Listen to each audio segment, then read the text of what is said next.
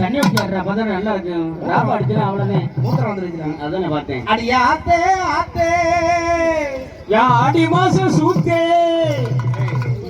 ஆடி மாச காத்தே. ஓ அப்படி எழுதியிருக்காங்களோ? என் மனச மாத்தி போட்ட வல்லாக்கே என் செல் நம்பர் பார்த்து நீ சுத்தா பண்ணும் போது உன தெரிஞ்சுக்கிட்டே என்ன வல்லாத்தா மானே ஒன்ன தானே நீ நானே பாடுறேன்